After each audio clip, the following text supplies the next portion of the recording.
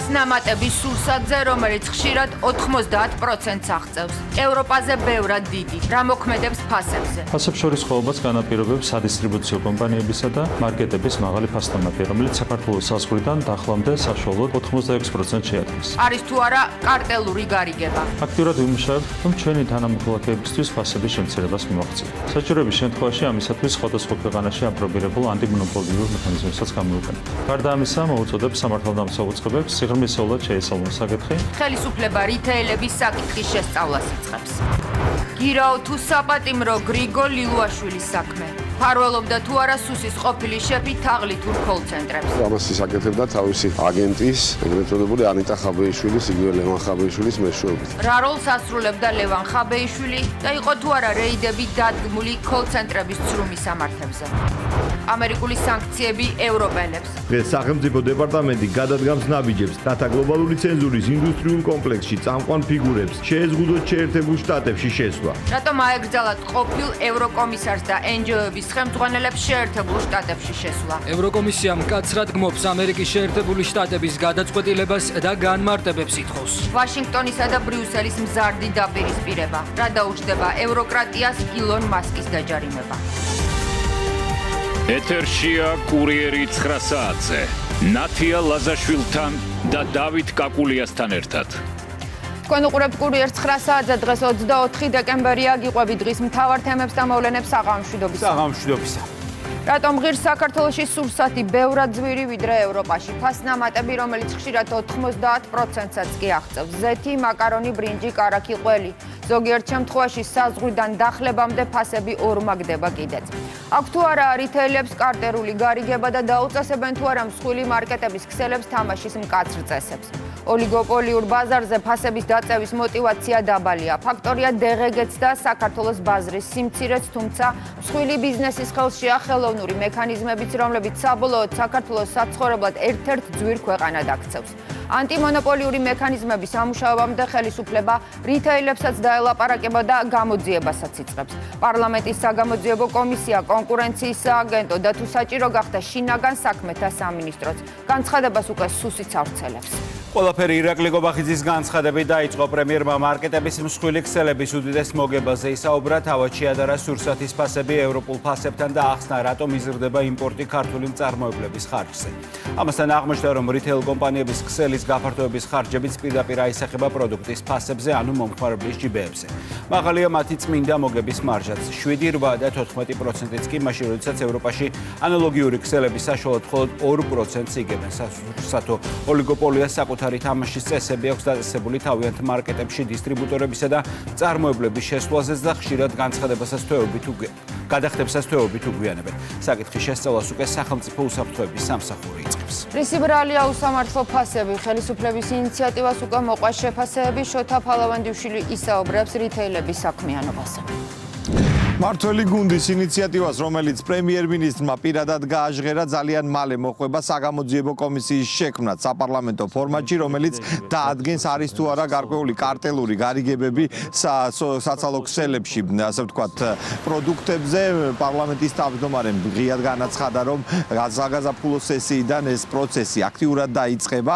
ამავდროულად არ არის გამორიცხული, რომ ასე ვთქვათ, ანტიმონოპოლიური სამსახურის დასკვნის შემდეგ გამოკვეთილი დანაშაული, თუ კი რაიმე სახის დანაშაული გამოიკვეთება, უკვე საქმეში შინაგან საქმეთა სამინისტროს ჩაერთოს. საზოგადოება ხშირად გამოხატავს უხელს იმის გამო, რომ ქართულ სუპერმარკეტებში სასურსათო პროდუქციის ფასები ევროპულ ფასებს მნიშვნელოვნად აღემატება.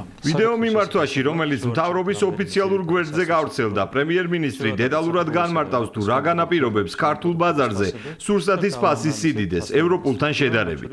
ირკვევა, რომ საბაჟოდან მარკეტების დახლებამდე იმპორტირებული პროდუქტის ფასნამატი საშუალოდ 86%-ს შეადგენს. სურსათის ღირებულებაზე ნეგატიურ გავლენას ძირითადად დისტრიბუტორებისთვის დაწესებული მაღაზიაში შესვლის მაღალი საფასური, საოპერაციო თანხის დაგვიანება და ახალი მარკეტის გახსნის ხარჯის პროდუქტის ფასზე ასახვა ახდენს. ირაკლი კობახიძის აზრით, მნიშვნელოვანია მარკეტების სუფთა მოგების ევროპულ სტანდარტზე დაყვანაც. საქართველოსა და საფრანგეთში ერთი და იგივე საერთაშორისო ბრენდის ქსელურ მარკეტებს შორის ფასები რომ შევადარეთ, საქართველოში კონკრეტული მარკის წესუმძირის ზეთი 34%-ით, მაკარონი 97%-ით, ბრინჯი 180%-ით, კარაქი 30%-ით, ყველი 42%-ით, 40%-ით, ხოლო შოკოლადი 57%-ით ძვირია.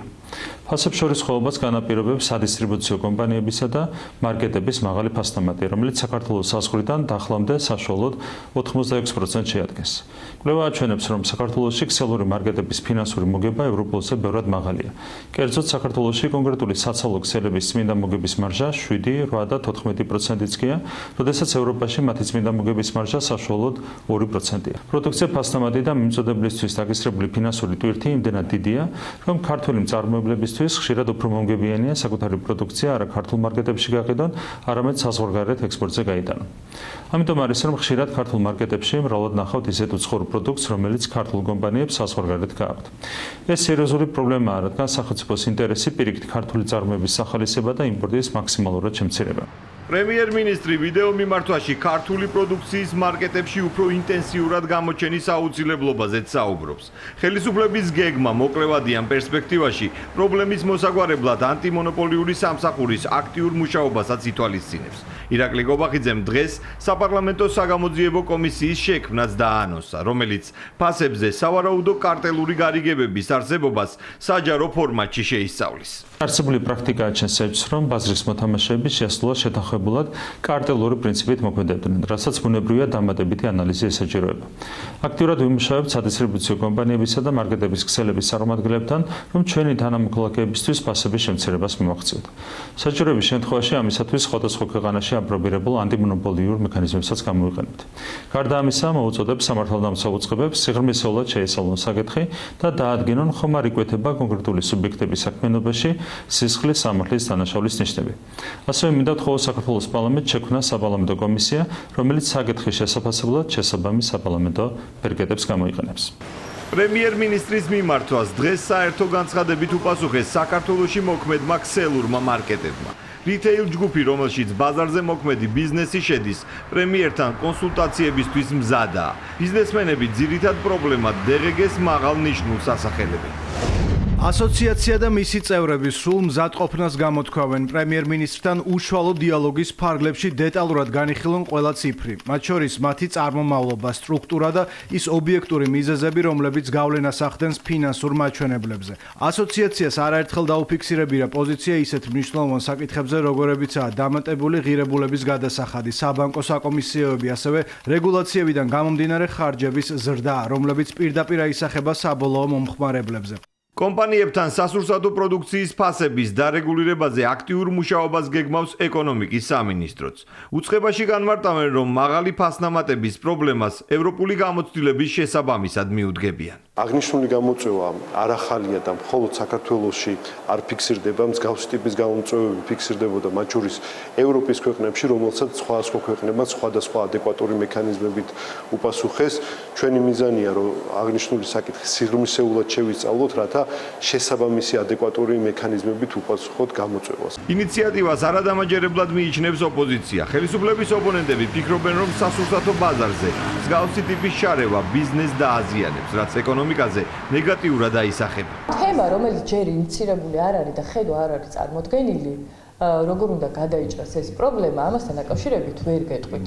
ნამდვილად რა შეიძლება რა გადაწყვეტილება შეიძლება მივიღოთ. დამნაშავე და მონსტრი ახლა ბიზნესს გამოიყვანს, ხელისუფლებას არაფერზე არ არის ამ ქვეყანაში პასუხისმგებელი, ამათ რო კითხოთ, ყველა ბოროტების სათავე უნდა იპოვონ ან კერძო სექტორში, ან ოპოზიციაში. პროდუქციაზე ფასის შემცირებისა და სავარაუდო დარღვევების აღმოჩენის მიზნით საპარლამენტო კომისია მუშაობას საგაზაფხულო სესიაზე დაიწყებს. პრემიერის მიმართვას დღეს პარლამენტის სპიკერი სოციალურ ქსელში გამოეხმაურა. კანონმდებლების აზრით საკითხის მოგვარება მოქალაქეებისთვის ბევრ პრობლემას აღმოფხრის. ღია დემოკრატიული პროცესი განაპირობებს ინფორმირებულ მოქალაქეს, რომელსაც ესმის და ჩართულია საჭირბოროტო საკითხების შესახებ დისკუსიაში და მონაწილეობს გადაწყვეტილების მიღებაში. საგაზაფხულო სესიის გახსნისთანავე საქართველოს პარლამენტი შექმნის სპეციალურ კომისიას და დაიწყებს სასურსათო პროდუქტებზე ფასების ფორმირების პროცესის საჯარო შესწავლას. რა თქმა უნდა, ამ საკითხებს ჭირდება სპეციალური ჩაღრმავება იმისთვის, რომ საბოლოოდ იქნეს აღმოფხრილი და მოსახლეობამ საკუთარ თავზე იგრძნოს ეს შეღავათი. პროცესი ასევე გაგრძელდება პარლამენტში, საგამოძიებო კომისიით, იმ კომისიით, რომელსაც უნდა შეისწავლოს და საჯარო განხილვები მოაწყოს ამ საკითხთან დაკავშირებით. ვფიქრობ, რომ ძალიან მალე კონკრეტულ შედეგს მივიღებთ. სასურსათო ქსელური მარკეტების მუშაობის კეთილსინდისიერებას მთავრობის მეთაურის ბრძანებით კონკურენციის სააგენტოც შეისწავლის. მოკვლევის დასრულების შემდეგ კარტელური გარიგებების აღმოჩენის შემთხვევაში გამოძიება სამართალდამცავ ორგანოებში გადაინაცვლებს. პრემიერის ინიციატივის გაჟღერების შემდეგ საქმესთან დაკავშირებით საკუთარი კომპეტენციის ფარგლებში სახელმწიფო უსაფრთხოების სამსახურმა მოკვლევა დაიწყო, როგორც სუში ამბობენ, ნებისმიერი სახის გადაცდომა, რომელიც საქართველოს მოქალაქეების ინტერესების წინააღმდეგ არის მიმართული სახელმწიფო უსაფრთხოების სამსახურის მიერ იდენტიფიცირებული და აღმოფხრილი იქნება. სახელმწიფო უსაფრთხოების სამსახური იწყებს თავის კომპეტენციის ფარგლებში საკითხის დეტალურ შესწავლას და შესაბამისი მკაცრი სამართლებრივი რეაგირება მოყვება ნებისმიერ ისეთ მართლწინააღმდეგ მოქმედებას, რომელიც ზიანს აყენებს საქართველოს მოქალაქეთა ინტერესებს და ჩვენი ქვეყნის ეკონომიკურ უსაფრთხოებას. როგორც ცნობილია, რითეილ ჯგუფის წარმომადგენლები პრემიერ-მინისტრთან კონსულტაციებს გეგმავენ საქართველოს მთავრობის და პერსონალურად ირაკლი კობახიძის ინიციატივით საქართველოში ძალიან მალე და შეიქმნება საგამოძიებო კომისიაც საპარლამენტო ფორმატში და ის შეისწავლის თუ რა სახის სავარაუდო კარტელებთან შეიძლება კონდეს საქმე და როგორ შეიძლება მოხერხდეს ფასების დარეგულირება. მადლობა შოთა ფალავანდიშვილი საუბრობდა მსხვილი მარკეტების სასურსათო პოლიტიკაზე. ცენზურა თავდასხმა სიტყვის თავისუფლებაზე ამერიკული კომპანიების შანტაჟი და შეერთებული შტატების შიდა საქმეებში ჩარევა ვაშინგტონსა და ბრიუსელს შორის დაძაბულობა ღრმავდება. ტრამპის ადმინისტრაცია უკვე ევრობიუროკრატიის ცალკეულ წარმომადგენლებს და NGO-ებს ასანქცირებს. შავ სიაშია შეყვანილი ყოფილი ევროკომისარი ტიერი ბრეტონი და 4 მსხვილი NGO-ს ხელმძღვანელი განცხადებას სახელმწიფო მდივანი მარკო რუბიო აკეთებს და აკრიტიკებს ყველას, ვინც მონაწილეობდა ევროკავშირის ცენზურის კონტენტის შექმნაში. რა დაუჯდება ევროკრატიას ილონ მასკის დაჯარიმება ტრანსატლანტიკური ბზარი ღრმავდება, რაც იმას ნიშნავს, რომ ამერიკა 5 პირის დასანქცირებაზე არ გაჩერდება. მარკო რუბიო აცხადებს, რომ ევროპაში მოქმედი იდეოლოგები ამერიკული პლატფორმების იძულებას და დასჯას ახორციელებენ. ევროპის მიერ გამოცხადებულ ციფრულ ომს კი უკვე მოყვა ვაშინგტონის საპასუხო დარტყმა, რაც აუცილებლად გამოიწვევს ევროკავშირის არასამთავრობო ორგანიზაციების ლეგიტიმაციის კრიზისს. ამერიკული სანქციით ევროპულმა NGO-მა ნეიტრალური სამოქალაქო საზოგადოების რეპუტაცია დაკარგეს. იმას, რომ ვაშინგტონი არ აპირებს შეეგუოს ევროკრატიის ქმედებებს, სახელმწიფო მდივნის საშობაო მიმართვაშიც გამოჩნდა. ლუკა ჩანგელია ისაუბრებს NGO-ების მიმართ ამერიკის ახალ პოლიტიკაზე. დავით ნათიას აღამომშვიდობის ამერიკის შეერთებულ შტატებს არ სჭირდება შუამავლები პარტნიორ სახელმწიფოებთან თანამშრომლობისთვის. ეს არის მარკო რუბიოს მთავარი გზავნილი საშობაოდ ამერიკელ მოსახლეობას და მსოფლიოს. ამერიკის შეერთებული შტატების სახელმწიფო მდივანი ეუბნება, რომ არასამთავრობო ორგანიზაციებთან თანამშრომლობამ მავნე ტრადიციები დანერგა, რამაც საბოლოოდ ხელი შეუშალა გამჭვირვალობას. უფრო კონკრეტულად კი ამერიკამ უნდა რომ იცოდეს თუ სად მიდის მისი მოსახლეობის გადასახადი. ამიტომაც ახლა არანაირი თანამშრომლობა NGO სექტორთან აღარ შედგება და ამის ნათელი მაგალითი არის USAID-ის დახურვაც. სწორედ ამას ამბობს ამერიკის შეერთებული შტატების სახელმწიფო მდივანი. შეგვიძლია ვთქვათ, რომ ამის ნათელი გამოვლინება არის შეერთებული შტატების მიერ გუშინ მიღებული გადაწყვეტილება გულისხმობ ყოფილი ევროკომისარისა და 4 ევროპული არასამთავრობო ორგანიზაციის ხელმძღვანელის დასანქცირებას, როგორც იცით, მათ შეეზღუდათ ამერიკაში შესვლა. ამას საკმაოდ კრიტიკული განცხადებები მოჰყვა ბრიუსელიდან. ბიუროკრატები ახლა მიიჩნევენ, რომ ეს არის ევროპულ სუვერენიტეტზე თავდასხმა და ევროპაზე ზეწოლის მექანიზმის გამომუშავება ვაშინგტონისგან. თუმცა შეერთებულ შტატებს თეთრ სახლს და სახელმწიფო დეპარტამენტს საკმაოდ მძიმე ბრალდებები აქვთ ევროპელ ბიუროკრატებთან. აქ საუბარი არის ამერიკული არჩევნებში ჩარევის მცდელობაზე, ასევე კონკრეტული ორგანიზაციების სარედაქციო პოლიტიკის შეცვლის მცდელობაზე და პარალელურ რეჟიმში ისეთი მექანიზმის შექმნაზე, რომელსაც საბოლოოდ უნდა გაეკოტრებინათ ამერიკული კომპანიები, რომელსაც ქვეყნის ბიუჯეტში საკმაოდ დიდი თანხა შემოაქვს. უფრო კონკრეტულად ვინ რას ამბობს ბრიუსელსა და ვაშინგტონში, ახლა შეგვიძლია რეპორტაჟიდან მოვისმინოთ. ყოფილი ევროკომისარი ტიერი ბრეტონი, ციფრული სიძულვილის წინააღმდეგ ბრძოლის ცენტრის ხელმძღვანელი იმრან აჰმედი, გერმანული არასამთავრობო ორგანიზაციის ლიდერები ანალენა ფონ ჰოდენბერგი და ჟოზეფინ ბალონი, გლობალური დეზინფორმაციის ინდექსის ხელმძღვანელი კლერ მელფორდი. ეს იმ პირთა ჩამონათვალია, რომლებიც შეერთებული შტატების სახელმწიფო დეპარტამენტმა ცენზურისა და სიტყვის თავისუფლების ჩახშობის გამო დაასანქცირა. მათ ამერიკის შეერთებულ შტატებში შესვლა აეკრძალათ. დადასტურდა ისიც, რომ ბოლო 10 წლეულების განმავლობაში პირველად შტატებმა სანქციები არა ეგრეთ წოდებული დეზინფორმატორების, არამედ მათ წინააღმდეგ გამოიყენა, ვისაც ევრობიუროკრატია დეზინფორმაციასთან მებრძოლებად მოიხსენიებდა. ძალიან დიდი ხნის განმავლობაში ევროპაში მოქმედი იდეოლოგები ორგანიზებულად ცდილობდნენ ამერიკული პლატფორმების იძულებას, რათა დაესაჯათ ამერიკული შეხედულებები, რომელთაც ისინი ეწინააღმდეგებიან. ტრამპის ადმინისტრაცია აღარ შეეგუება ექსტრატერიტორიული ცენზურის ამგვარ უხეშ ქმედებებს. დღეს სახელმწიფო დეპარტამენტი გადადგამს ნაბიჯებს, რათა გლობალური ცენზურის ინდუსტრიულ კომპლექსში წამყვან ფიგურებს შეეზღუდოთ შეერთებულ შტატებში შესვლა. ჩვენ მზად ვართ და სურვილიც გვაქვს გავაფართოვოთ ეს სია, თუ სხვები არ შეცვლიან საკუთარ კურსს. ყველა ამერიკელის სიტყვის თავისუფლების უფლება ჩვენი ამერიკის შეერთებული შტატების კონსტიტუციით არის გათვალისწინებული. უცხო ქვეყნების მცდელობა დააწესონ თავიანთი თავისუფლების საწინააღმდეგო პოლიტიკა ამერიკული ხმის ცენზურისთვის და აიძულონ ამერიკული პლატფორმები და არეგულირონ ან ჩაახშონ ჩვენი სიტყვის თავისუფლება ჩვენი სუვერენიტეტის უხეში დარღვევა, რასაც პასუხი უნდა გაეცეს. ექსტერიტორიული ცენზურა, ანუ უცხოელი ბიუროკრატებისა და NGO-ების მცდელობა გავლენა მოახდინონ ამერიკულ პლატფორმებზე და გააჩუმონ ამერიკელი მოქალაქეები. ეს სანქცირებულების მიმართ სახელმწიფო დეპარტამენტის მიერ წარდგენილი მთავარი ბრალდებაა. თუმცა ჩამოთვლილთაგან არც ერთს არ აღიარებს ყოფილი ევროკომისარი. პირიქით, ტიერი ბრეტონი შტატების დღევანდელ პოლიტიკას ჯადოქრებზე ნადირობას ადარებს. დაბრუნდა მაკარტის ჯადოქრებზე ნადირობა. შეგახსენებთ, ევროპარლამენტის ჩვენი დემოკრატიულად არჩეული ორგანოს 90%-მა და 27-მა წევრმა სახელმწიფომ ანონიმურად დაუჭირა მხარი ციფრული სერვისების აქტს. ჩვენს ამერიკელ მეგობრებს მინდა უთხრათ, ცენზურა არ არის იქ, სადაც გგონიათ. დასანქცირებულებმა სრული მხარდაჭერა უკვე მიიღეს ევრობიუროკრატიისგან. პირველი, ვინც ტრამპის მიერ დაწესებული სანქციები დაგმო, საფრანგეთია. ოფიციალური პარიზი ვაშინგტონის გადაწყვეტილების მიღმა ევროპის დაშინების მცდელობას ხედავს. ეს ზომები დაშინებასა და იძულებას წარმოადგენს, რაც მიზნად ევროპის ციფრული სუვერენიტეტის ძირის გამოთხრას ისახავს. ევროკავშირის ციფრული რეგულაციები ევროპარლამენტისა და ევროკავშირის საბჭოს მიერ დემოკრატიული და სუვერენული პროცესის შედეგად არის მიღებული. წინააღმდეგობის მოძრაობას უერთდება ევროკავშირი. ბრიუსელში აცხადებენ, რომ თეთრი სახლის მიერ სანქციების დაწესება მიუღებელი ნაბიჯია. ევროკომისია ახლა სახელმწიფო დეპარტამენტისგან გადაწყვეტილების დასაბუთებულ ახსნას ითხოვს. ევროკომისია მკაცრად გმობს ამერიკის შეერთებული შტატების გადაწყვეტილებას 5 ევროპელი პირისთვის, მათ შორის ყოფილი ევროკომისარ ტიერ ბრეტონისთვის ვიზების აკრძალვის დაწესების შესახებ. ასევე ევროკავშირმა შტატების ხელისუფლებისგან განმარტებები მოითხოვა. ამერიკის შეერთებულმა შტატებმა ევროპული NGO სექტორის წარმომადგენლები და ყოფილი ევროკომისარი გუშინ დაასანქცირა.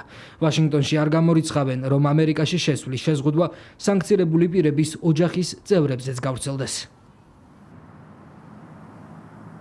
ამ საკითხზე მედიის მიერ დასმული კითხვის საპასუხოდ დღეს ჩვენ შეფასებები თბილისშიც მოვისმინეთ. მართველი გუნდის წარმომადგენლები ამბობენ, რომ ამერიკის შეერთებული შტატების სახელმწიფო დეპარტამენტის მიერ მიღებული გადაწყვეტილება არის ევროკავშირის ორმაგი სტანდარტის პოლიტიკის ლოგიკური დასასრული. მართველ გუნდში ქართული ოცნების წარმომადგენლები, ასევე საპარლამენტო უმრავლესობის წევრები ამბობენ, რომ ევრობიუროკრატიას ახლა შეერთებული შტატები პირდაპირ უპირისპირდება თავისივე სახელმწიფოს ინტერესებიდან გამომდინარე და საქართველოსაც სწორედ ასე უნდა იმოქმედოს, რისი ნათელი გამოვლინებაც ქვეყნის მიერ ბოლო დროს გადადგმული ნაბიჯებია, რაც როგორც ჩანს ბოლო პერიოდში შეერთებული შტატების პოლიტიკას ერთ-ერთში ემთხვევა.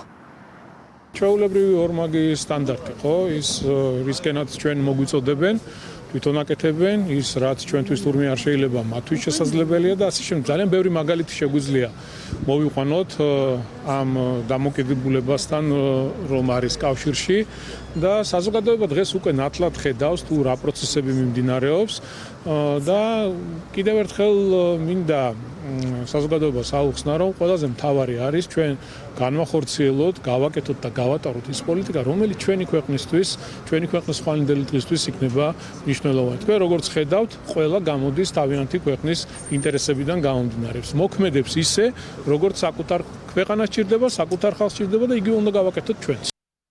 დღეს უკვე ჩვენ ხედავთ მოცემულობას, როდესაც აგერ სანქციების რეჟიმშიც კი გადავიდა შეერთებული შტატები იმ ცენზორების მიმართ, რომლებიც ცდილობენ სიტყვისა და გამოხატვის თავისუფლების თვალსაზრისით საკუთარი დღის წესრიგი შეიტანონ მსოფლიო პოლიტიკაში, მათ შორის შეერთებული შტატების პოლიტიკაში.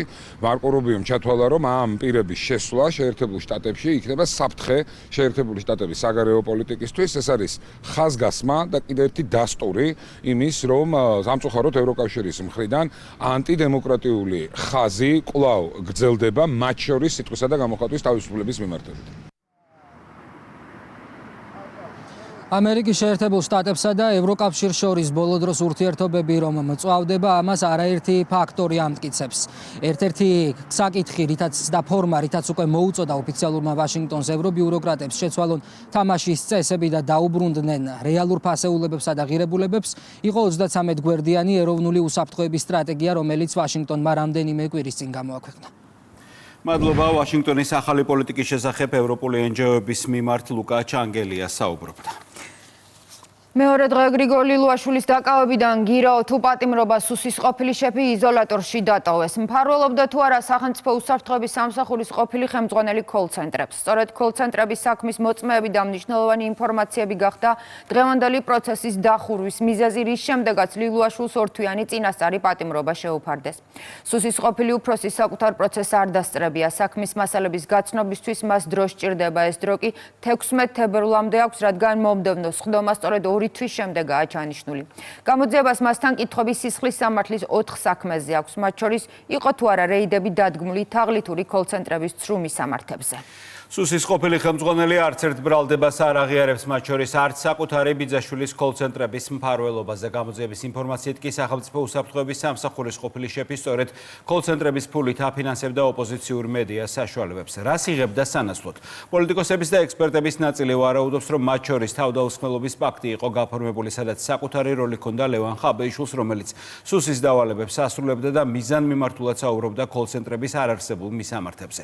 რამაც გრიგოლ ლილუაშვილს მოგვიანებით ალიbi შეუქმნა სასამართლო პროცესებზე. ლელა ჯავახიშვილი ისაუბრებს, რა მოხდა დღევანდელ სასამართლო პროცესზე და მოითხოვა თუ არა დაცვის მხარემ სუსის ყოფილი უფროსის გირაოთი გათავისუფლება.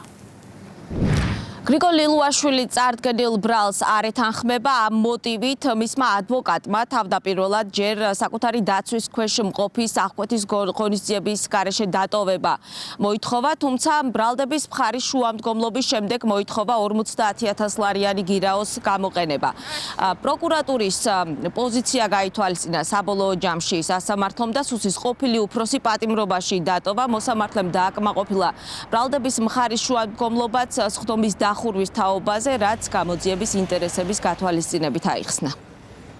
ბატონო გრიგოლმა პატივისცემა გამოხატა სასამართლოსადმი და ახსნა მისი დღეს არ გამოცხადება არა სასამართლოსადმი უპატივისცემლობით, არამედ მას აქვს თავისი სტრატეგია.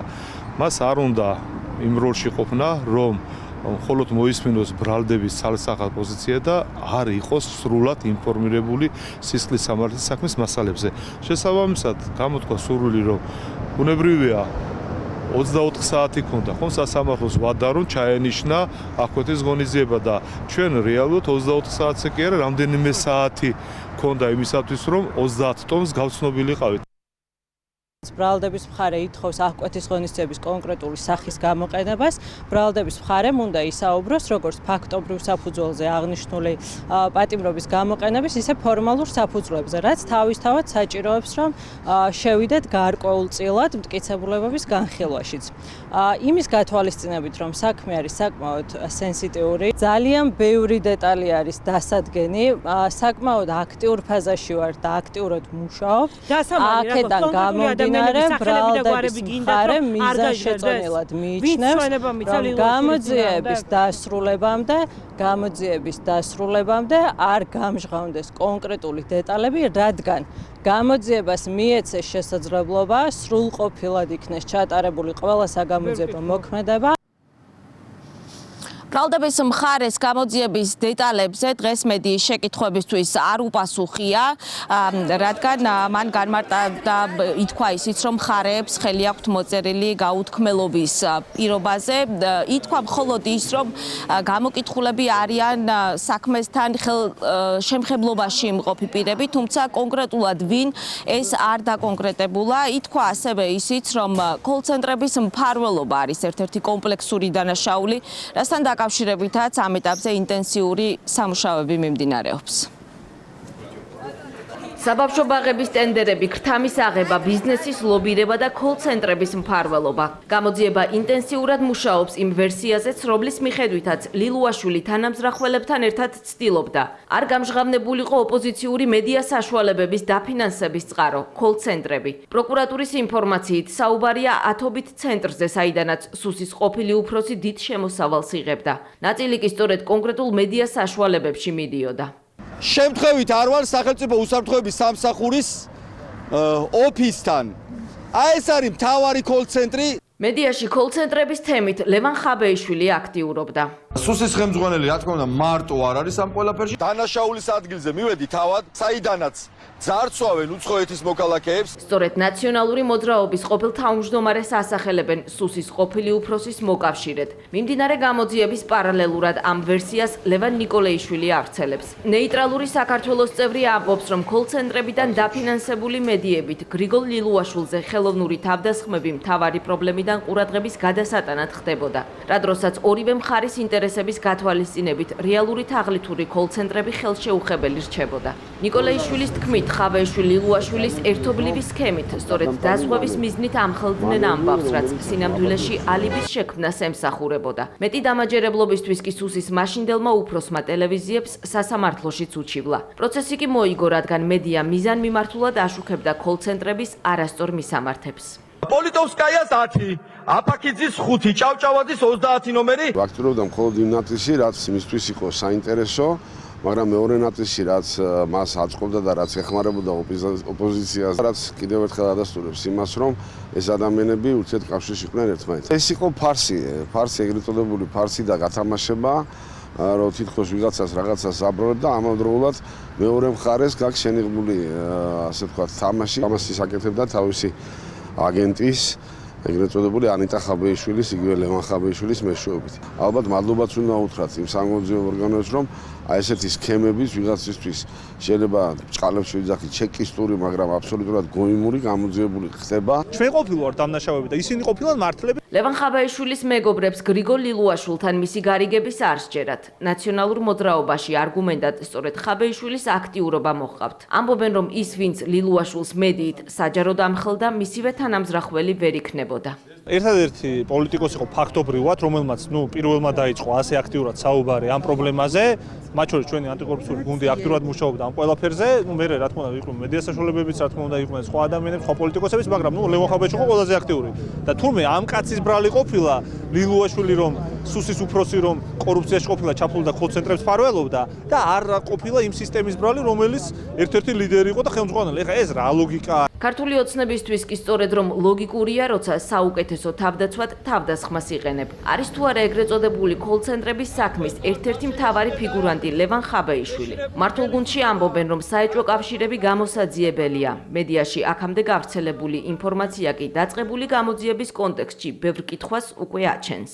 პროკურატურის განცხადებით ხდებოდა ხელის დაფარება დიდ ჯგუფს, რომლებიც კოლცენტრებს მართავდნენ და შემდეგ აქედან მიღებული თანხებით ოპოზიციურ ტელევიზიებს აფინანსებდნენ, ხოლო მეორე მხრივ ხდებოდა გაგრძელებული გარიგება, შეიძლება კარტელულ გარიგებას კი დავარქვათ, რომ ზუსტად ეს ტელევიზიები შემდეგ გრიგოლ ლილუაშვილზე ან არაფერს არ საუბრობდნენ, ან საუბრობდნენ მხოლოდ იმას, რისით დამტკიცებაც უბრალოდ შეუძლებელი იყო. ეს არის რა თქმა უნდა კიდევ დამატებითი საკითხი, როგორც ისევ და ისევ გენერალურ პროკურორმა განაცხადა, რომ დამატებით გამოძიებას და საკითხის უფრო ჩაღრმავებულ შესწავლას საჭიროებს.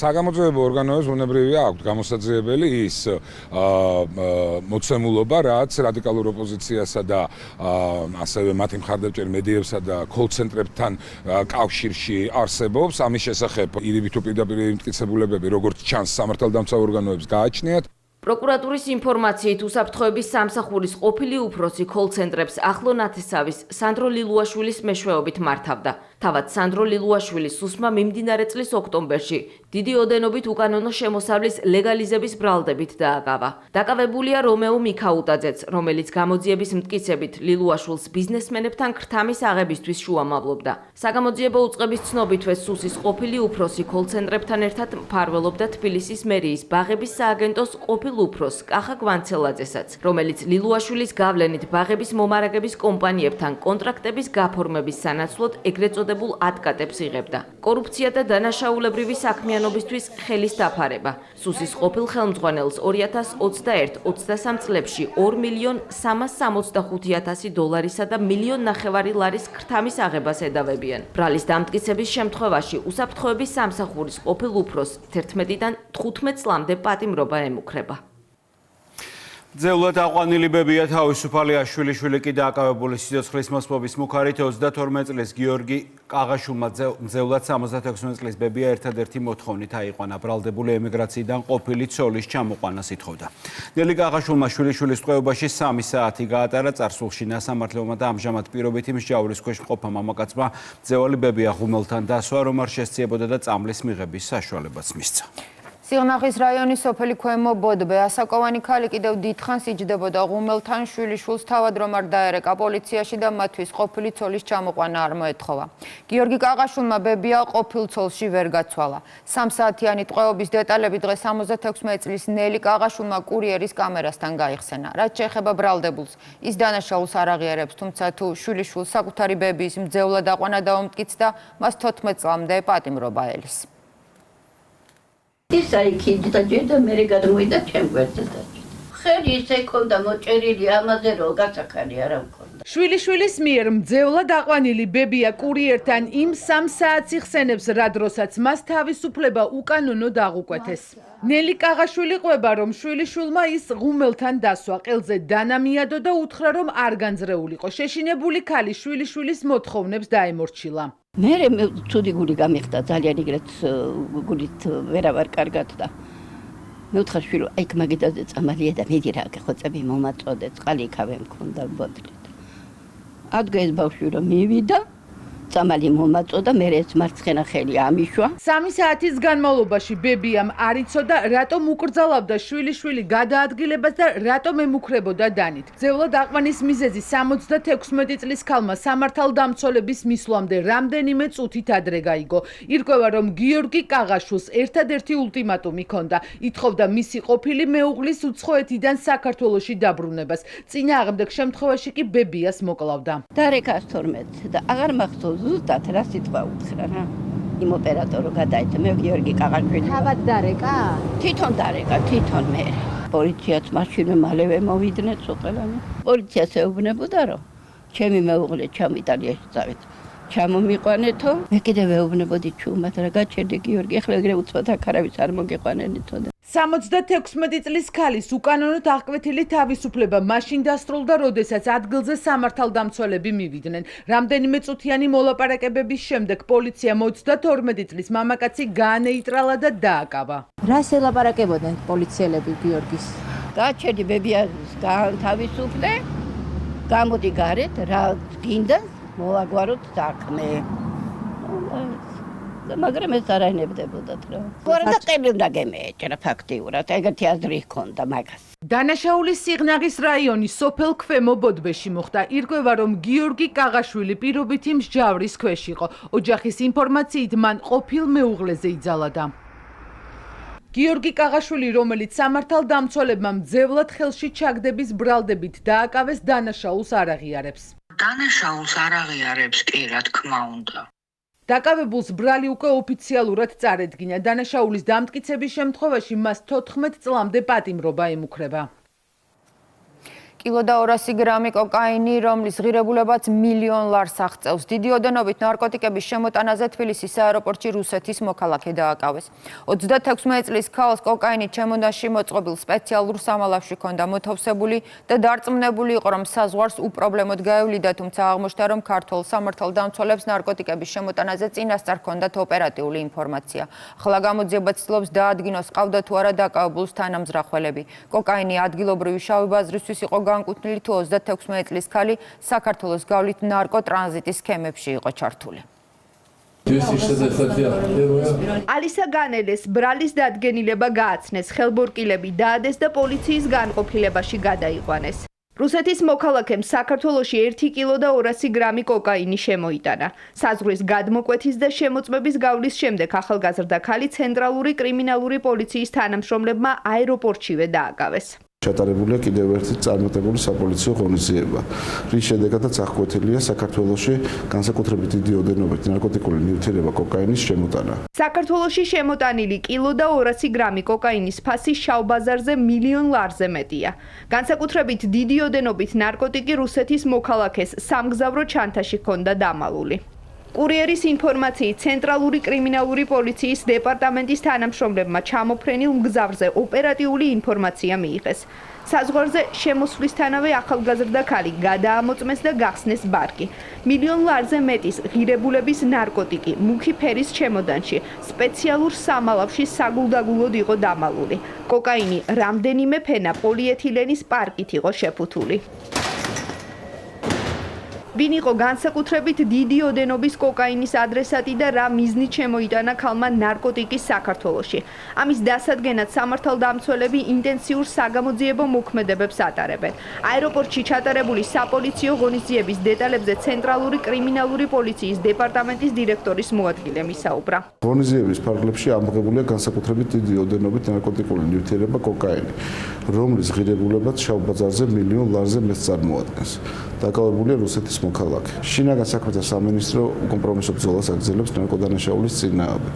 ყველა ნარკოდანაშაული უკაცრესად იქნება დასჯილი. რუსეთის მოქალაქის დაკავების საქმეზე დღეს პროკურატურამ განცხადება გაავრცელა. საგამოძიებო უწყების ინფორმაციით, რუსეთის მოქალაქეს ბრალი უკვე ოფიციალურად წარედგინა და დანაშაულის დამტკიცების შემთხვევაში ალისა განელს 20 წლამდე ან უბადო პატიმრობა ემუქრება. გამოძიება განსაკუთრებით დიდი ოდენობით ნარკოტიკის შეძენა, შენახვა და საქართველოში შემოტანის მუხლებით გრძელდება.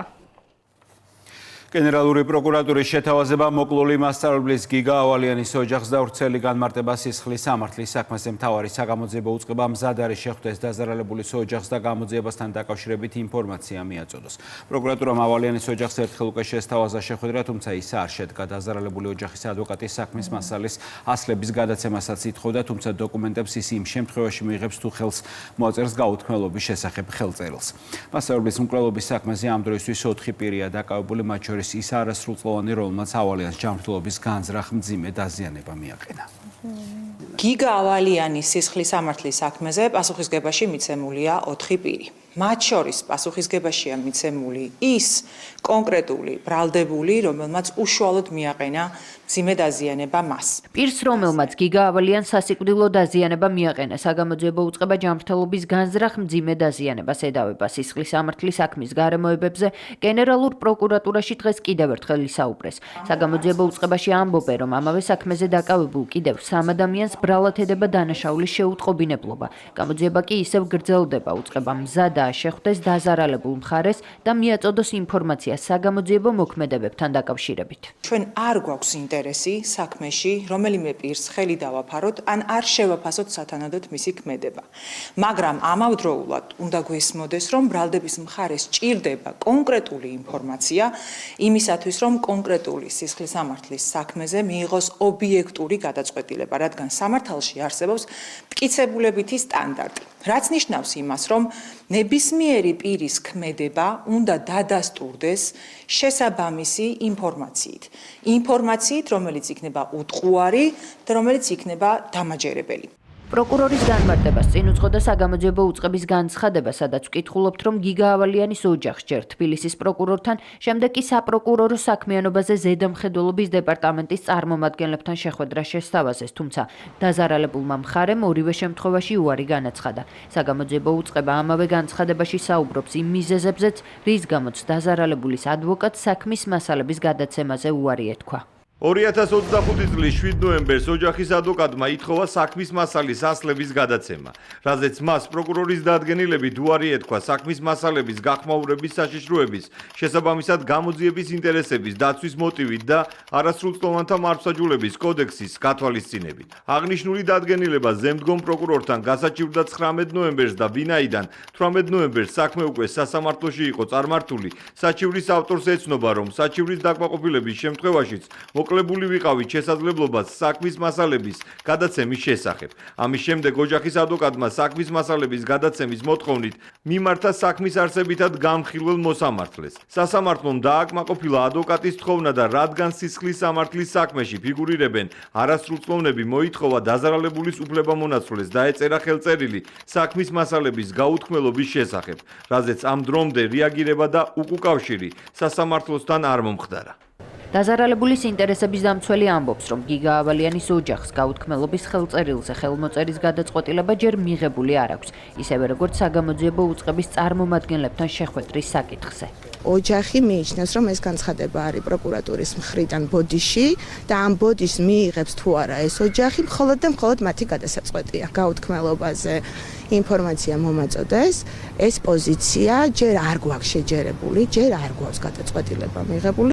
ბრალდებულების უფლებადამცველები კი საქმის მასალების გადაცემის საკითხზე საუბრისგან თავს იკავებენ და მხოლოდ არასრულწლოვანთა მართლმსაჯულების კოდექსით გათვალისწინებულ შეზღუდვაზე მიუთითებენ.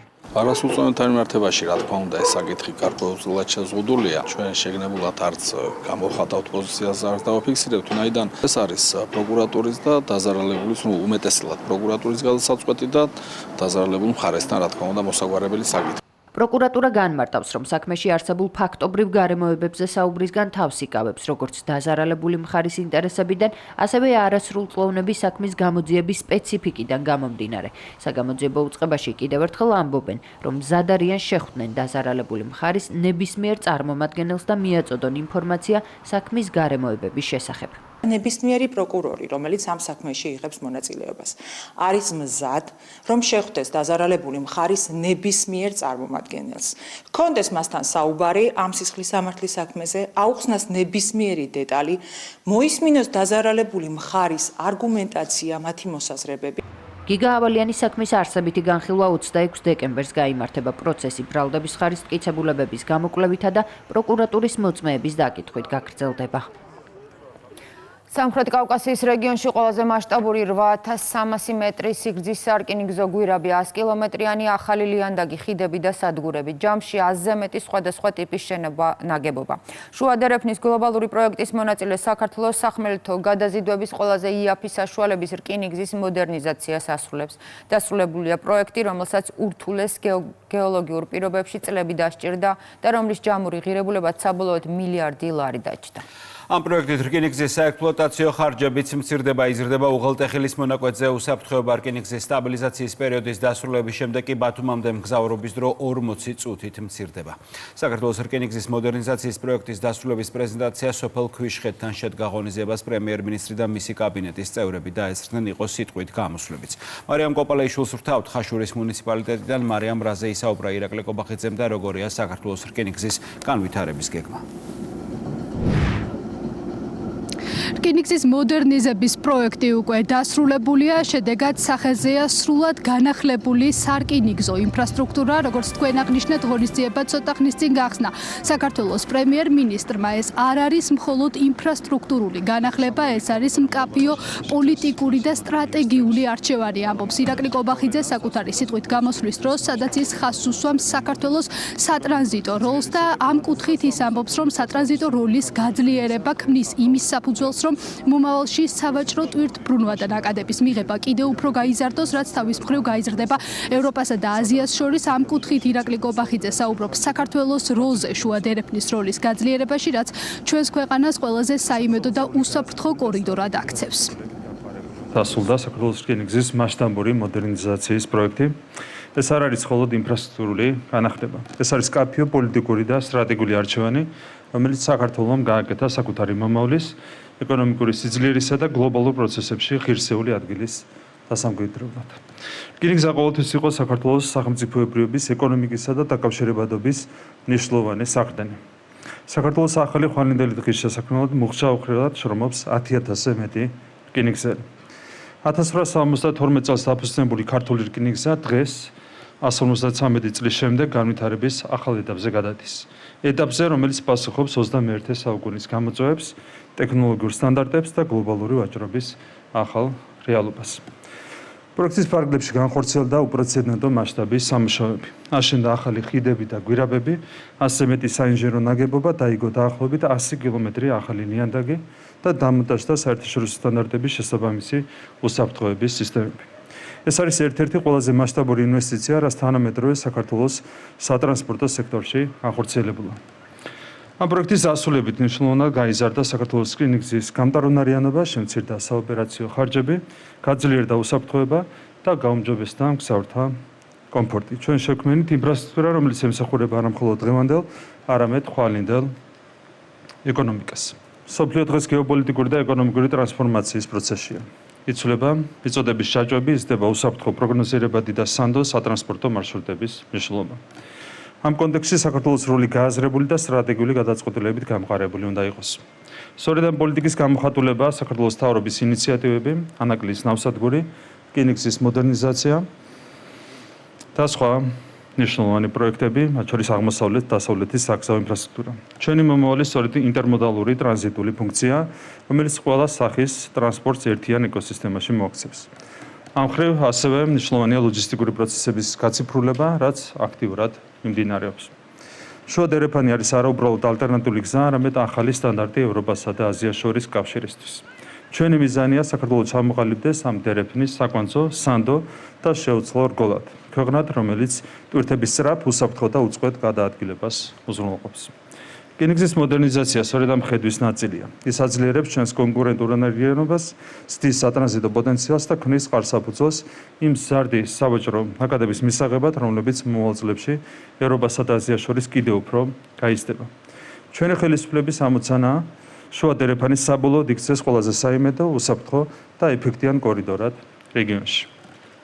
აქვე აღნიშნავ, რომ აქტიურად მუშაობთ რკინიგზის საოპერაციო პროცესების ოპტიმიზაციაზე, არსებული ადმინისტრაციული ბარიერების აღმოფხვრასა და სერვისების გაციფრულებაზე, რის შედეგადაც 2026 წლის ზაფხულის სეზონისთვის თბილისი-ბათუმის მონაკვეთზე მგზავრობის დრო 9 საათით შემცირდება. 6 ახალი გვირაბი, 10 ხიდი, სადგურები, ქვესადგურები, ასევე 100 კილომეტრამდე დაგებული ლიანდაგი, ეს არის ნაწილი, რაც განხორციელდა პროექტის ფარგლებში და რაზეც აქცენტს აკეთებს რკინიგზის გენერალური დირექტორი. სიტყვით გამოსვლისას ის აღნიშნავს, თუ როგორ მიმდინარეობდა პროექტის სამუშაოები და ის ხაზს უსვამს საქართველოს სატრანზიტო როლს, რაზეც ასევე თავის მხრივ აქცენტს აკეთებს საქართველოს ეკონომიკის მინისტრი მარიამ ქრივიშვილი. სიტყვით გამოსვლისას საუბრობს იმასთან დაკავშირებით, რომ ადგილზე რთულ გეოლოგიურ პირობებშიც კი შესაძლებელი გახდა ის, რომ შექმნილიყო ხარისხიანი თანამედროვე სტანდარტების და რაც მთავარია უსაფრთხო ინფრასტრუქტურა. პროექტის დასრულების შემდეგ კი სიახლე არის ის, რომ მაგალითად იზრდება სატვირთო მატარებლების რაოდენობა, მცირდება დრო და ასევე სტაბილიზაციის პერიოდის გავლის შემდეგ მცირდება ბათუმამდე მისასვლელი დრო დაახლოებით 40 წუთის ფარგლებში. მოდერნიზაციის პროექტი მოიცავს თბილისი-მახინჯაურის მთავარ მაგისტრალურ სარკინიგზო გზაზე სრულიად ახალი 90 კილომეტრიანი ხაზის სარკინიგზო ხაზის მშენებლობას და 100-მდე ახალი ობიექტის მშენებლობას. პროექტის ფარგლებში აშენდა 10 ახალი ხიდი, 6 გვირაბი, 3 სადგური და სხვა მრავალი საკვანძო ინფრასტრუქტურა. ინფრასტრუქტურის გაუმჯობესება უზრუნველყოფს გამტარუნარიანობის ზრდას, ამცირებს ქვეყნის გადაკვეთის დროს და აიოლებს გადამზიდავთა საქმეს, რაც საიმედოობას ზენს ჩვენს დერეფანს. შედეგად საქართველო განაგრძობს იყოს სანდო პარტნიორი და მთავარი დამაკავშირებელი რგოლი ევროპასა და აზიას შორის. გარდა ამისა, ჩვენ აქტიურად ვმუშაობთ რკინიგზის საოპერაციო პროცესების ოპტიმიზაციაზე. არსებული ადმინისტრაციული ფიზიკური ბარიერების აღმოფხვაზე, ისევე როგორც სერვისების დიჯიტალიზაციაზე და როგორც პრემიერ-მინისტრმა განაცხადა ჩვენი ამოცანაა 2026 წლის ზაფხულის სეზონისთვის შევამციროთ მინიმუმ 30 წუთით თბილისსა და ბათუმს შორის გადაადგილების დრო და ხანგრძლივობა. 2026 წელი იქნება გამორჩეულად მნიშვნელოვანი წელი ჩვენი ქვეყნისთვის. ჩვენ დავიწყებთ აქტიურ ფაზაში ანაკრის ღრმაწყლოვანი პორტის მშენებლობას და რაც ყველაზე მნიშვნელოვანია რეგიონისთვის, ისევე როგორც ჩვენი ქვეყნისთვის სტრატეგიული მნიშვნელობის მქონე ბაქო-თბილისი-ყარსის სარკინიგზო პროექტს დავასრულებთ და ოპერირებაში გავუშვებთ. ახლა ჩვენ ვიყოფებით ქვიშხეთის გვირაბის შესასვლელ პორტალთან. ეს გვირაბი არის 8300 მეტრის სიგრძის, ეს არის რეგიონში ერთ-ერთი ყველაზე მოცულობითი და გრძელი გვირაბი. ჩვენ ბოლო თვეების განმავლობაში აქტიურად მუშაობთ, რომ კიდევ უფრო გავზარდოთ და უფრო მეტად ეფექტური გავხადოთ საქართველოს რკინიგზა. მთავრობის ხარდაჭერით კიდევ ერთხელ მინდა ვთქვა, რომ ეს არის ფაქტიურად ისტორიული გადაწყვეტილება თანამედროვე საქართველოს ისტორიაში. პირველად საქართველოს რკინიგზას ექნება თანამედროვე ახალი ელმავლები, რომელიც იქნება აღჭურვილი თანამედროვე სიმძლავრეებით და გაცილებით მაღალი ეფექტიანობით გამოირჩევა. შესაბამისად ჩვენ გვექნება თანამედროვე სალოკომოტივო პარკი და შესაბამისი ელმავლების დეპო. მოდერნიზაციის პროექტზე საქართველოსა და ჩინეთის რკინიგზის ბიუროს ჯგუფებმა ერთობლივად იმუშავებს. პროექტის ჯამური ღირებულება კი 1 მილიარდი ლარია. მადლობა მარიამ კოპალეშვილი საუბრობდა რკინიგზის მოდერნიზაციის პროექტზე. საქართველოს პრემიერ-მინისტრი ირაკლი ყობახიძე აზერბაიჯანის პრეზიდენტ ილჰამ ალიევს ტელეფონით ესაუბრა. თბილისის სატელეფონო საუბარი მქონდა აზერბაიჯანის რესპუბლიკის პრეზიდენტ ილჰამ ალიევთან, რომელსაც დაბადების დღე მიულოცა ჯანმრთელობა და წარმატებები უსურვე. კიდევ ერთხელ დაუდასტურეთ ერთმანეთს ძლიერი მეგობრობა და საქართველოსა და აზერბაიჯანს შორის მჭიდრო ურთიერთობები წერს ირაკლი ყობახიძე. უსურვა თუ არა ვოლოდიმირ ზელენსკიმ ტრადიციულ საშობაო მიმართვაში ვლადიმერ პუტინს სიკვდილი თქვა, მაგრამ გვარი არ დაასახელა. ვიდეო რგოლში, რომელიც უკრაინის პრეზიდენტის ადმინისტრაციამ ცოტა ხნის წინ გაავრცელა, უკრაინის პრეზიდენტი აცხადებს, რომ სიკვდილის მთავარი ოცნება და სურვილია, რომელიც მთელ უკრაინელ ხალხს აერთიანებს. ნეტავ მოკვდეს აცხადებს ზელენსკი გვარის დაუსახელებლად, თუმცა ყველა მიხვდა ვიზეთ საუბრობდა. ძვირფასო უკრაინელებო, დღეს განსაკუთრებული საღამოა, შობის წინა ღამე. ეს არის უნიკალური დრო, რომელსაც განსაკუთრებული სული და მაგია აქვს. ყველა ჩვენგანისთვის, რადგან ეს საღამო სინამდვილეში ყოველ ჩვენგანზეა. ყველაფერი იმაზე, რაც უკრაინელებს უკრაინელებად აქცევს. ეს არის საკუთარი სახლის, ფესვების და ტრადიციების სიყვარული. დღეს ჩვენ ყველას ერთი ოცნება და ერთი სურვილი გვაქვს. ნეტამ მოკვდეს, იტყვის თვითოეული გულში. თუმცა, როდესაც ღმერთს მივმართავთ, რა თქმა უნდა, ამას უფრო ფცლად ვთხოვთ. წლის ბოლოს თბილისში კიდევ ერთი ქუჩის რეაბილიტაციის პირველი ეტაპი დასრულდა. საბურთალოს რაიონში მდებარე ალექსიძის ქუჩის მოსახლეობას არაერთი ინფრასტრუქტურული პრობლემა აწუხებდა, მათ შორის ამორტიზირებული მიწისქვეშა კომუნიკაციები, რის გამოც სახლების სარდაფები წყლით ივსებოდა. ამ ეტაპზე რეაბილიტირდა 15000 კვადრატული მეტრი, გამოიცვალა წყლის მილები და საანიაღვრე ქსელი, საკომუნიკაციო ქსელები კი მიწისქვეშ განთავსდა. ეტაპზე განხორციელებულ სამუშაოებზე კი თითქმის 3 მილიონი ლარია დახარჯული.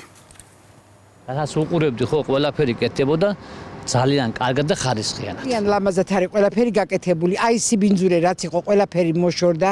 მერაბ ალექსიძის ქუჩის მცხოვრებლები დასრულებულ სარეაბილიტაციო სამუშაოებზე საუბრობენ, ამბობენ, რომ ქუჩაზე გადაადგილება როგორც ქვეითებისთვის, ისე ავტომობილებისთვის კომფორტული და უსაფრთხო გახდა.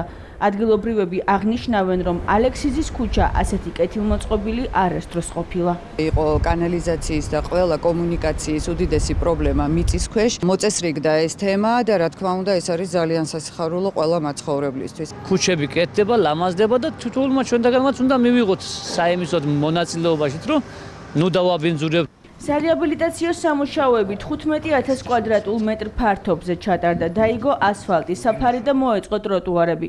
სრულად განახლდა მოძველებული ინფრასტრუქტურა, მათ შორის გამოიცვალა წყლის დაზიანებული მილები და საანიაღვრე ქსელი. საკომუნიკაციო ქსელები კი მიწისქვეშ განთავსდა. შესრულებულ სამუშაოებს დედაქალაქის მერი კახა კალაძე ადგილზე გაიცნო. ადგილობრივ საცხოვრებელ კორპუსებს ექნებოდა უდიდესი პრობლემა, სარდაფები წყლით ივსებოდა. მთლიანად იქნა მოწესრიგებული ყველაფერი. პირველი რაც გაკეთდა, ეს არის მიწისქვემოთ არსებული ინფრასტრუქტურა მთლიანად შეიცვალა. ასევე პროექტის პარკლებში ჩატარდა გამწვანებითი სამუშაოები. ჩვენ რა თქმა უნდა გავაგრძელებთ პარალელურ ქუჩების, აი აქ არსებული მიმდებარე ქუჩების სრულ რეაბილიტაციას, იგივე სამუშაოები აქვს დაგეგმილი. ინფრასტრუქტურულ პროექტზე 2.800.000 ლარამდე თანხა დაიხარჯა. ქუჩა თანამედროვე სტანდარტების შესაბამისად განახლდა და შეზღუდული შესაძლებლობების მქონე პირებისთვის ადაპტირებული პანდუსები მოეწყო. დამონტაჟდა გარე განათების სისტემა, მოწესრიგდა საპარკინგო სივრცეები და დაიხაზა ზებრა გადასასვლელები. მოეწყო ახალი სანიაღვრექსელი, მოეწყო ტროტუარები, რომელიც აქამდე არ არსებობდა, დაიგო ასფალტის საფარი, სამუშაოები 12.000 კვადრატულ მეტრ ფართობზე მიმდინარეობდა. ყველა საჰაერო კაბელი განთავსებულია მიწისქვეშ და დამონტაჟდა ახალი თანამედროვე განათება. ტერიტორია გამწვანდა, დაირგო ხემცენარეები, უნიშნულოვანესი პროექტია პარალელურ ქუჩებზე. იგივე სამუშაოები დაიწყება, იქაც გამოიცვლება მიწისქვეშა კომუნიკაციები, მოეწყობა ტროტუარები. უკვე დაგეგმილია მიმდებარე ქუჩების რეაბილიტაცია, სადაც სამუშაოები მომდევნო წელს დაიწყება. ინფრასტრუქტურული პროექტების განხორციელება დედაქალაქის 2026 წლის ბიუჯეტში ერთ-ერთ პრიორიტეტულ მიმართულებად რჩება. აღფრთოვანებული ჟიური და მაყურებლის განსაკუთრებული ჩართულობა მუსიკალური მეგაპროექტი საქართველოს ხმის მეოთხე ლაივ კონცერტზეც ლიდერი უკვე მეოთხედ კვლავ დათუნა მესტურიშვილი გახდა. პროექტს ყველაზე ნაკლები ხმით გამოეთიშა ბარბარე ქოქაშვილი.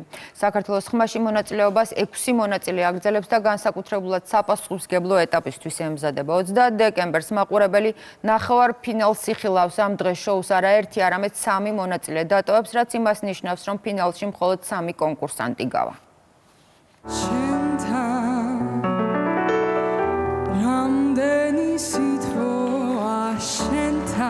ილონა გურგულია, გოგი ცაბაძე. ქართველი კომპოზიტორების და მუსიკოსების კომპოზიციები საქართველოს ხმის 7 მონაწილემ თავიანთი ვერსიით შეასრულა. რა იქნება შენს მახლობლად მეც ვიყო. ლაივ კონცერტზე ერთმანეთისგან სრულიად განსხვავებული სიმღერები ცოცხალი მუსიკის თანხლებით შესრულდა. თითოეულმა გამომსვლელმა დარბაზში აპლოდისმენტები და მაყურებლის განსაკუთრებული აქტიურობა დაიმსახურა. არა მაღომე ხელი სიყვარული არის ნელი.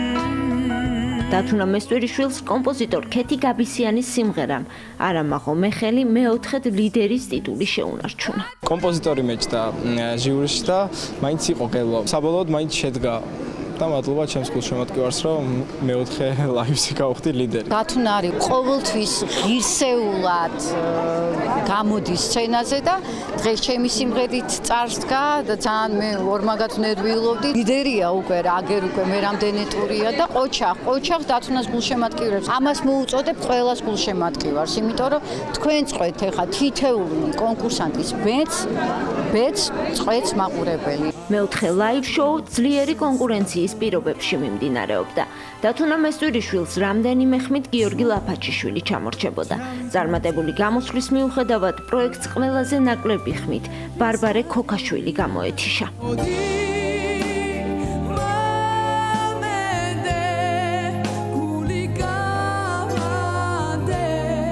ამ პროექტმა ძალიან დიდი გამოცდილება მომცა. ასეთ სცენაზე ჯერჯერობით არ ვდგარ ვარ. დღევანდელი შესრულებით ძალიან ყვავილი ვიყავი. აქ დარჩენილ მონაწილეებს ვუსურვებ წარმატებას. მინდა რომ ვუთხრა რომ არ ინერვიულონ, რაც თავარია. ჩემს ერთ-ერთი საყვარელი და მართლა უსაყვარლესი სიმღერა ვიმღერე. უშინ ძალიან ცოტა დამაკლდა ხმის ლიდერობამდე და ჩემ გულშემატკივარს მინდა რომ ძალიან დიდი მადლობა გადაუხადო ამისთვის.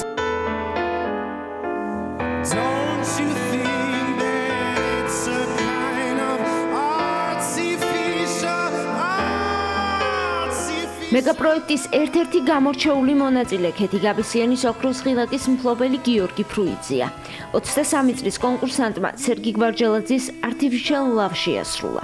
მისი ნომერი საუკეთესო გამოსვლად ჟიურიმ ერთხმად აღიარა. ახის მუხტმა საერთოდ შეცვალა ჩემი გამოსვლა. ძალიან ბედნიერი ვარ ჩემი გამოსვლით ჟიურის შეფასებით. კონცერტის განმავლობაში ჟიურის წევრებმა კონკურსანტებს არა მხოლოდ დადებითი შეფასებები, არამედ პროფესიული შენიშვნებიც გაუზიარეს, რაც მათი თქმით, მომდევნო დაძაბული ეტაპისთვის უკეთ მომზადების საფუძველი გახდება. ყველა კონკურსანტი იყო რაღაც განსაკუთრებულად კარგი, აი იმდენად სასიამოვნო იყო ცოცხალი შესრულება. ყველა არის გამარჯვებული, იმიტომ რომ თავარი არის როგორი შესრულება და როგორ შეძლებს შენი თავის წარმოჩენას. მეგაპროექტი დასკვნით ფაზაში გადადის, მუსიკალური ბრძოლა გამარჯვებისთვის გრძელდება. წინ ნახევარფინალია. 30 დეკემბერს პროექტს არაერთი, არამედ 3 მონაწილე დატოვებს. ასეთი იყო დღევანდელი დღე 24 დეკემბერი და კურიერი 9 საათი. გარჩით რუსთავი 2-ზე რამდენიმე წუთში ჩვენს ეთერში თომა ჩაგალიშვილის დოკუმენტური ფილმის არგონავტების საპრემიერო ჩვენება გაიმართება. ჩვენ კი დღეს ამ თვალსაჩინო მუშაობას ხვავამდე გემშვიდობით ნახვამდის.